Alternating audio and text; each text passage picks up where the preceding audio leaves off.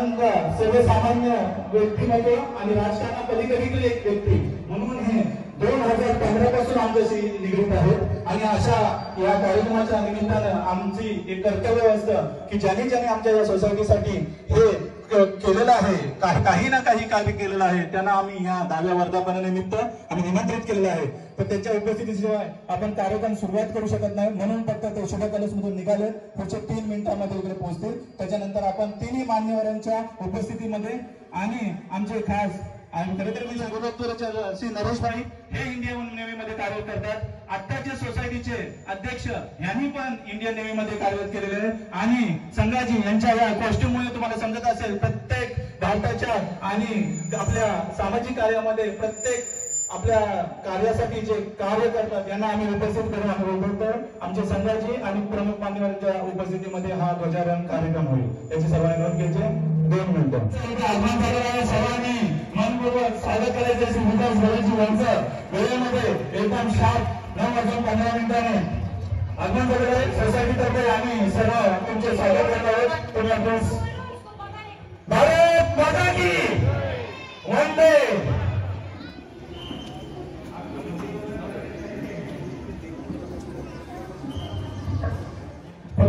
प्रत्येक माहितीसाठी सांगतो 1947 15 ऑगस्ट 1947 आपला देश स्वतंत्र झाला आणि तेव्हा ध्वजारोहण हा झेंडा वरून पासून वरती बसून गेल्यानंतर हा पंतप्रधानांच्या हस्ते आपल्याला 15 ऑगस्टला लाल किल्ल्यावर सेलिब्रेट होतो आणि प्रजासत्ताक दिन हा फक्त आपण वरती फडकवतो, तो राष्ट्रपतींच्या हस्ते फडकवला जातो.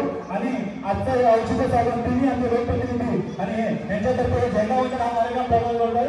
चला 1 2 3 आणि हा झेंडा फडकलेला आहे तिन्ही मान्यवरांच्या हस्ते. एकदा भारत माता की वंदे वंदे. जय हे भारत भाग्य विधाता, पंजाब सिंध गुजरात मराठा द्राविड उत्कल गंगा, विंध्य हिमाचल यमुना गंगा, उच्चल जलधि तरंगा, तव शुभ नामे जागे, तव शुभ आशीष मागे, गाये तव जय गाथा, जय गण मंगलदायक जय हे भारत भाग्य विधाता. जय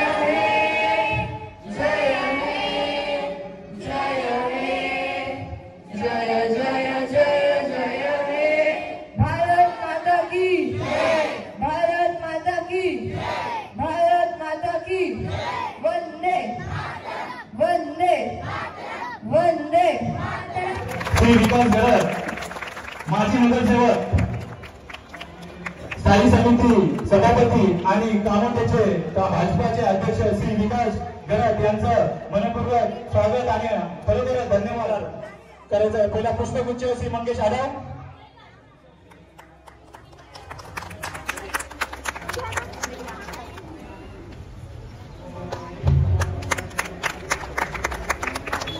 आणि आमच्या डायनामिकचे लोगो टाईप 10 वर्ष पूर्ण झालेले एक आठवण भेट म्हणून श्री मंगेश आढाव यांना आपण परिधान करत आहोत.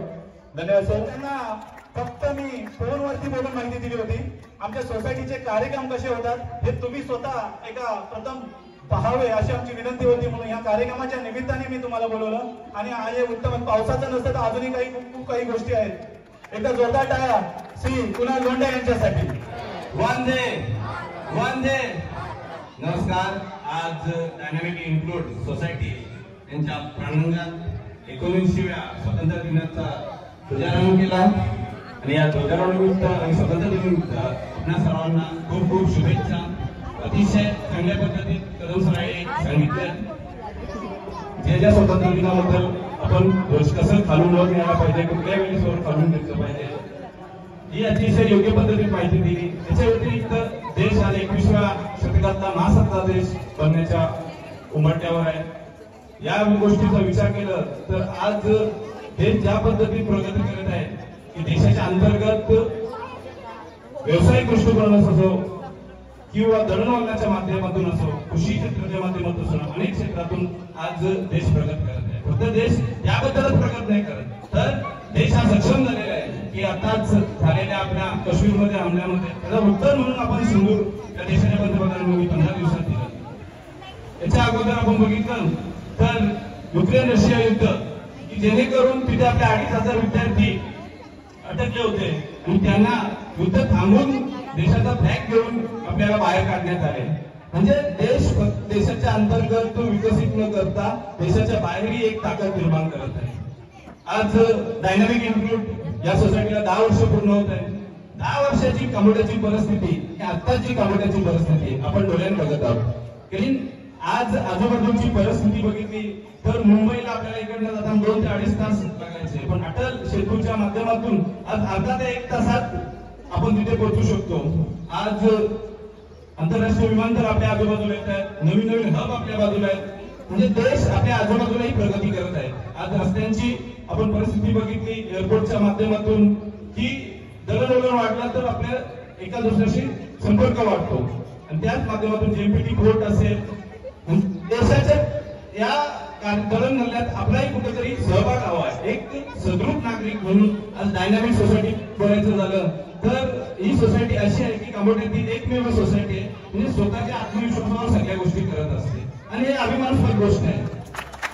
कारण मी राजकीय क्षेत्रात असताना आपण बऱ्याच सोसायटीमध्ये जात येत असतो, त्यांच्या व्यक्तींशी संवाद करत असतो, पण या सोसायटीच्या व्यक्तींशी किंवा या पदाधिकाऱ्यांशी संवाद करताना एक आपुलकी अटॅचमेंट एक वेगळी आहे की कोणतीही अपेक्षा नाही. जो काम प्रामाणिक करेल त्याला इथे संधी भेटेल. असा जिवंत उदाहरण म्हणजे डायनामिक सोसायटी. आणि त्यांच्या कोणतीही अपेक्षा नसतात, फक्त समाजहिताच्या एक अपेक्षा असतात. जसं की देश बदलत आहे मी बोललो, पण त्याचा सदृढ नागरिक म्हणून आपली जबाबदारी आहे. वेळोवेळी कदम साहेब असतील, बाकीची कमिटी असेल, त्यांच्या सोसायटीचं आता कोणतंही काम कधी सांगितलं नाही मला. सोसायटीच्या बाहेरच काम सांगितलेलं आहे. म्हणजे देशाबद्दल आपल्याला आपुलकी कशी हवी आहे की आपल्या आजूबाजूचा परिसर स्वच्छ ठेवलं पाहिजे. आपण आपल्या आजूबाजूच्या काही गोष्टी आहेत त्या सुदृढ ठेवल्या पाहिजेत. वृक्ष लागवड करून फक्त थांबताना तर वृक्ष लागवड ते संगोपन करून त्याने जिवंत ठेवलं पाहिजे. कारण 2020 ची आपण परिस्थिती बघितली तर ऑक्सिजनच्या माध्यमातून आपण करोनासारखी महामारी आहे कितीतरी आपल्या सहयोगी आपल्याला सोडून गेले. त्याचा आज आपण झाडं व्यवस्थित लावून संगोपन केलं पाहिजे. 36 मध्ये सगळ्यात जास्त चांगली झाडं आहेत आणि 17A हा आपला गार्डन प्लॉट नसून आपण त्याच्या रिझर्वेशन साठी प्रयत्न करत आहोत. कारण 2015-16च्या दरम्यान मंगेचे आढाव तेव्हा ते कुठल्या याच्यात नव्हते, पण मी भारतीय जनता पार्टीत होतो तेव्हापासून आम्ही ती सुरुवात केलेली आहे. त्यामुळे पूर्ण फाईल आहे माझ्याकडे. येणाऱ्या काळात आपल्या 52 नंबर प्लॉट होता 36 मध्ये गार्डनसाठी, तो मँगोज मध्ये केला. त्यामुळे आपल्याला कोणताही इथे गार्डन नाहीये, हा ओपन प्लॉट आहे. त्याच्यासाठी पत्र व्यवहार केला, मी स्वतः त्यांच्याशी चर्चा केलेली आहे. तर ओपन प्लॉट हा सोसायटीच्या रिक्वायरमेंट अनुसार गार्डन किंवा हे बनवू शकतो. तर येणाऱ्या काळात पूर्णपणे विकसित गार्डन आपल्याला इथे हा होईल अशी मी प्रयत्न करतो आणि तो होईल 100%. थोडा लेट होईल पण प्रामाणिकपणे सांगतोय की तो होणारच, कारण ती गरज आहे. आणि तो 52 नंबर प्लॉट आपण मँगोज मध्ये केला म्हणून 36 साठी कोणताही गार्डन नाहीये. म्हणून आज दावा वर्धापन सोसायटीमध्ये अतिशय आपण बघत असतो. भारत देश हा अनेक जाती धर्मांनी नटलेला देश आहे. तसंच डायनामिक इन्क्लूड याच्यात एक अभिमानास्पद गोष्ट आहे. अनेक जाती धर्माचे लोक राहत असतात, पण आपले सण अतिशय आनंदात उत्साहात कार्यक्रम साजरे करत असतात. मी बोललो की पूर्ण कामोठ्यात या सोसायटी आहे आणि आपण आम्हाला या सोसायटीमध्ये आम्हाला मान सन्मान दिलं आणि ध्वजारोहण करण्याची स्थिती दिली त्याबद्दल या सोसायटीचे सर्वांचे आणि आभार मानतो. जय महाराष्ट्र. मदत केली आहे आणि 10व्या वर्धापनानिमित्त आमच्या सोसायटीमध्ये जे काही चांगलं करता येते आम्ही केलंय. पण सोसायटीच्या गेटच्या बाहेर भरपूर काही अशा समस्या आहे. याच्यासाठी आमची डायनामिकची शिस्तबद्ध कमिटी आपल्याबरोबर लेखी पुराव्याबरोबर आमच्याकडे येणार आहे. एवढंच सांगतो, कॉर्पोरेट क्षेत्राकडे किंवा आमच्या मुलांना जेव्हा ह्या सोसायटीतून बाहेर पडलं तेव्हा पण एक सुजलाम कामोठे होण्यासाठी तुमचं सरकार आहे, आपले मोदी सरकार आहे. राजकारणासाठी आम्ही इथे नाही बोलत आहोत. एक सर्वसामान्य व्यक्तीसाठी मिळतात एवढीच एक अपेक्षा आहे. तुम्ही याच्यासाठी कामोठ्यामध्ये एक छान प्रकारे काम करावं एवढी अपेक्षा करून तुम्हाला आम्ही रजा देतो. धन्यवाद. जय हिंद, जय महाराष्ट्र. सत्वान साहेबांनी माझ्याबद्दल बरंच काही सांगितलंय. सर्वप्रथम आपल्या सर्वांना स्वातंत्र्य दिनाच्या खूप खूप शुभेच्छा. आज डायनामिक एनटीओ सोसायटीमध्ये येऊन तुमच्या सगळ्यांशी संवाद साधताना खूप आनंद होत आहे. मी थोड्या वेळापूर्वी कुणाल सरांशी बोलत होतो.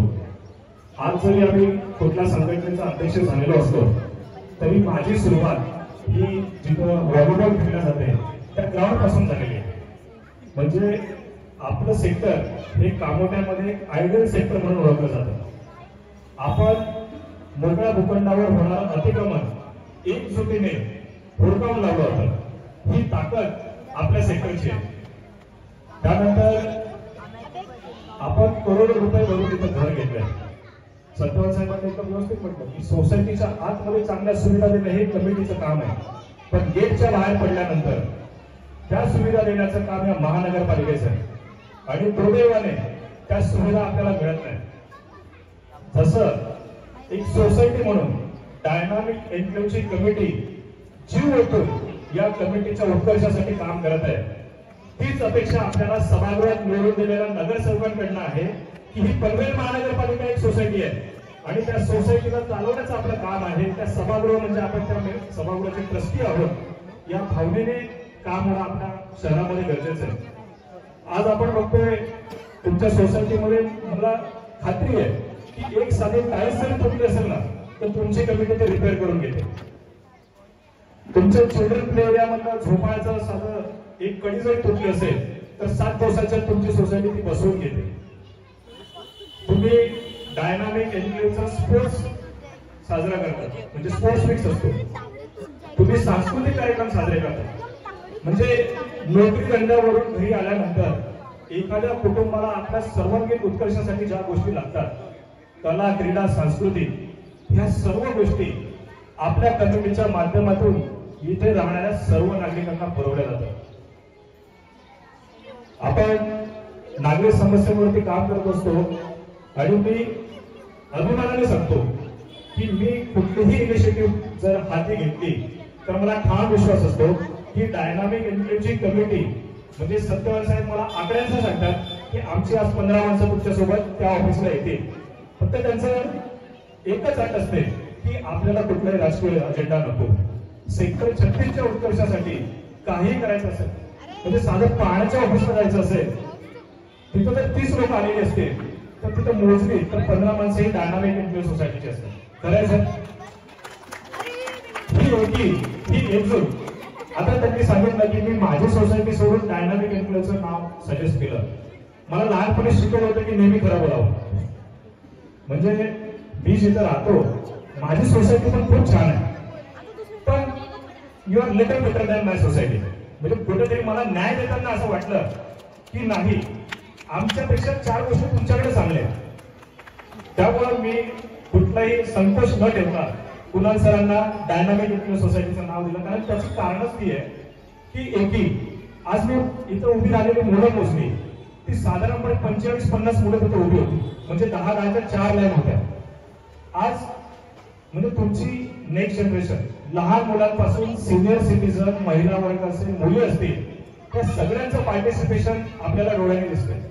आणि सोसायटीमधले लोक पार्टिसिपेट केव्हा करतात जेव्हा त्यांना वर्षभर चांगले ट्रीटमेंट मिळत असते.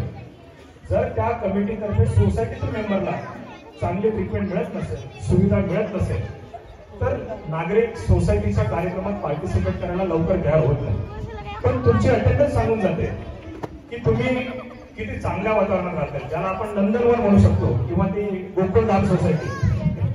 तर आपल्या सेक्टर 36चं तुम्ही एक प्रकारे गोकुळधाम आहे. तुमच्या आनंदात आम्ही आमचा आनंद शोधत असतो. आणि आपल्याला यापुढेही खूप मोठं काम करायचं आहे. म्हणजे फक्त गार्डनवर आपण थांबलो नाही. तो गार्डन म्हणजे कचरा कुंड होती. कुठलाही कचरा त्या गार्डन मध्ये टाकला जायचा. नरेशबाई असतील, ही जुनी लोक होती. आम्ही आंदोलन केलं. या नगरसेवकांवरती दबाव आणण्याचं काम आपण केलं. आपण नगरसेवक नाही आहोत, आपण सामान्य माणूस आहोत. पण आपली एकजूट काय करू शकते तर त्या गार्डनला म्हणजे त्या कचरा कुंडीला आपण गार्डन बनवलं. आधी एका संस्थेच्या माध्यमातून तिथं काम केलं आणि आपल्या दबावाला बळी पडून महानगरपालिकेच्या निधीमधून तिथे आज हायमास लागलाय, खेळणी लागले. पुढे सुद्धा जसं आता विकासची गरज बोलून गेले की त्यांचे प्रयत्न चालू आहे. अपेक्षा करून की त्याला फुल फ्लेश गार्डन म्हणून आपल्या सेवेत ते दाखल झालं पाहिजे. पाण्याचा प्रश्न असेल, आपल्याला पाणी प्रश्नासाठी सेक्टर 36ला खूप त्रास आहे. सत्यवान साहेब नेहमी पुढाकार घेतात. आपण त्यासाठी सुद्धा काम करू आणि एक सुजलाम सुफलाम म्हणजे घरून निघाल्यापासून बाहेर सुद्धा आपल्याला चांगल्या सुविधा मिळतील यासाठी आपण आपले प्रयत्न कटिबद्ध ठेवू. मी आपल्या सोसायटीमध्ये 2020 साली सुद्धा आलो होतो मालमत्ता करासाठी. म्हणजे आज मंगेश आढाव कॉलनी फोरम हे म्हटलं की आपसूक आमच्या नावासमोर प्रॉपर्टी टॅक्स जोडला जातो. मी तुम्हाला सांगतो की मी आजपर्यंत 1 रुपयाचा सुद्धा मालमत्ता कर भरलेला नाही. हा मालमत्ता कर चुकीचा आहे, चुकीच्या पद्धतीने लावलेला आहे, दुहेरी कर आहे आणि अवाजवी कर आहे. म्हणजे तुमची फक्त 2च मिनिटं घेतो कारण प्रबोधन करणं गरजेचं आहे. कलम 129 या एका कलमाचा जर आपल्याला आधार मिळाला आणि न्याय मिळाला तर आपला मालमत्ता कर हा 60 ते 70% कमी होतो. आणि हे एकदम खरं आहे. आपण एक प्रूव्ह केलंय. खारघरमध्ये काही लोकांना आपण ही सवलत मिळवून दिली आणि त्याची बातमी कुणाल सरांनीच केलेली. फक्त खारघर मधल्या लोकांना ज्या पद्धतीने ही सवलत अप्लाय झाली त्याच पद्धतीने ती संपूर्ण महानगरपालिका क्षेत्रातील सिडको वसाहतींना लागू करावी ही आपली मागणी गेल्या 4 वर्षापासून आहे. यासाठी आपण उच्च न्यायालयामध्ये लढतोय. मागच्या जुलै महिन्यामध्ये आपण नगर विकास मंत्र्यांच्या दालनामध्ये नगर विकास सचिव यांच्यासोबत बैठक झाली आणि त्याचे मिनिट्स पब्लिश झालेले आहेत. त्यामध्ये 4 मुद्द्यांवरती प्रशासनाने मान्य केलं की यांच्या चुकी आहे आणि त्यांनी महानगरपालिकेला डायरेक्शन दिले की याबद्दल सविस्तर अहवाल आपण सादर करावा. आज सुद्धा 85-80% लोकांनी कर भरलेला नाही.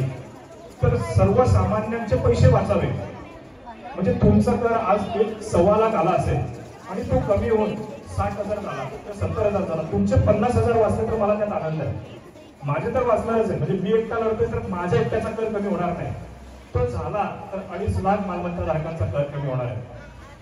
आपण सर्वांनी आमच्यावर जो विश्वास दाखवला त्या विश्वासाबद्दल आम्ही कायम तुमचे ऋणी राहू. आणि कामोदे कॉलनी फोरमच्या माध्यमातून असेल, सेक्टर 36 वेलफेअर ग्रुपच्या माध्यमातून असेल, जे काही म्हणजे मला माझं कुटुंब नोकरी व्यवसाय आहे तो सांभाळून जेवढा वेळ मला समाजासाठी देता येईल तेवढा वेळ देण्याचा मी माझा प्रामाणिक प्रयत्न करेन. पुन्हा एकदा आपल्या सर्वांना स्वातंत्र्य दिनाच्या शुभेच्छा देतो आणि माझ्यासारख्या एका सामान्य व्यक्तीला इथं बोलवून सन्मानित केल्याबद्दल आपल्या सर्वांचा पुन्हा एकदा मनस्वी आभार. धन्यवाद. 79व्या स्वातंत्र्य दिनाच्या खूप खूप शुभेच्छा. आणि सोबतच तुम्हा आदर्श सोसायटीला 10 वर्ष पूर्ण झालेली आहेत. या 10 वर्षातील यशस्वी वाटचालीसाठी आणि पुढच्या यशस्वी वाटचालीसाठी सुद्धा खूप खूप शुभेच्छा. आजचा दिवस आपण इतक्या मोठ्या संख्येने साजरा करतोय आणि त्या कार्यक्रमाला बच्चे कंपनी पण मोठ्या उपस्थितीत आहेत आणि सिनियर सिटीजन सुद्धा आहेत. भारत देशाचा स्वातंत्र्य दिन साजरा करत असताना मला असं वाटतं की आपण केवळ आजचा दिवस साजरा करत असताना हा दिवस कशामुळे आहे, कोणामुळे आहे हा इतिहास सुद्धा आपण विसरता कामा नये. आणि भारत देशाचा गेली 80 वर्ष आणि 80 वर्षापूर्वीची जी वर्ष जी आपला देश स्वातंत्र्य मिळवण्यासाठी ज्यांनी लढा दिला, राष्ट्रपिता महात्मा गांधी आणि त्यांच्यासोबतचे सगळे स्वातंत्र्य सेनानी, अगदी आपल्या नातेवाईकांमध्ये जवळच्या मित्र मंडळींमध्ये सुद्धा स्वातंत्र्य सैनिक आहेत. त्या सगळ्यांचा हा सहभाग आहे की आपल्याला देश इतक्या प्रगतीपथावर आपण पोहोचलेलो आहोत.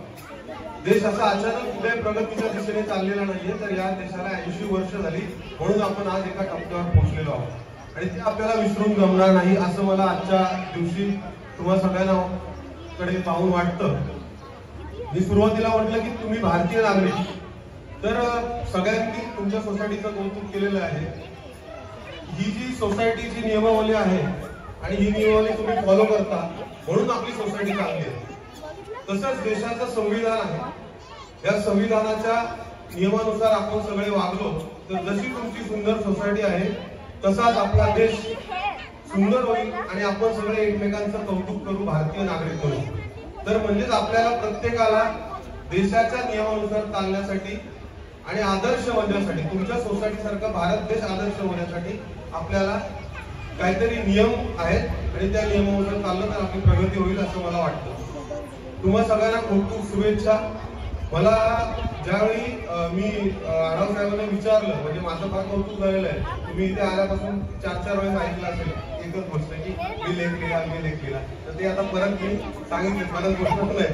पण मी जेव्हा आढाव साहेबांना विचारलं तर आढाव साहेबांनी एवढं कौतुक केलं की त्या सोसायटीचं आणि मला त्याचा प्रत्यय आला जेव्हा मी मला नंबर मिळवला आणि कदम साहेबांशी बोलायला लागलो. कदम साहेब थांबायलाच तयार नाही.